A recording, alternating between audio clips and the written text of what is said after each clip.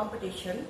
அந்த காம்படிஷனுக்கு விவிஎஸ் வெள்ளை எள்ளு, கருப்பு எள்ளு. எள்ளுல நம்ம லேடிஸ்க்கு வேண்டிய எல்லா கால்சியம் எல்லாமே நிறைய இருக்கு, சத்து. இப்போ அந்த ரெசிபி தான் பண்ண போறேன். கருப்பு எள்ளுக்கு வறுத்து பொடி பண்ணிக்கணும். அதே வெள்ளை எள்ளையும் வறுத்து பொடி பண்ணி வச்சிருக்கேன். உங்களுக்கு எந்த குவான்டிட்டி எடுக்கிறீங்களோ அது தகுந்தப்பல வெல்லம், கொஞ்சமா ஏலக்காவை பொடி பண்ணி வச்சிருக்கேன். இது தேங்காய். வேண்டியது அரிசி மாவு. நான் 2 டம்ளர் போடுறேன். இதில் உப்பு, இதில் கொஞ்சம் கொஞ்சமாக நம்ம தண்ணி ஊற்றலாம்.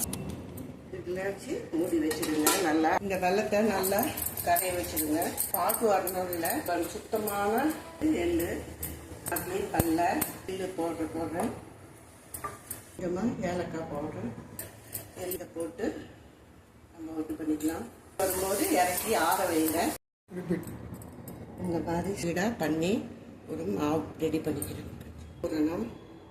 இதை உங்களுக்கு முடிவு.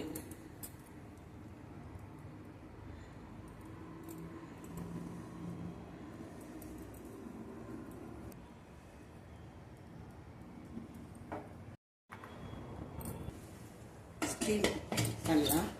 எல்லாமே ஸ்டீம் குக்கிங் தான். நல்லா கரங்கி நல்லா திக்கு பாக வரணும். இதுவாக வரும். மொத்தம் இதில் நம்ம எள்ளை வறுத்த எள்ளை போட்டுடலாம்.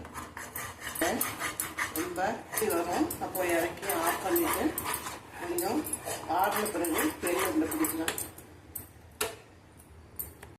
இது கொழுக்கட்டை, இந்த மோதகம், இது வரகு அரிசியில் பண்ண கொழுக்கட்டை.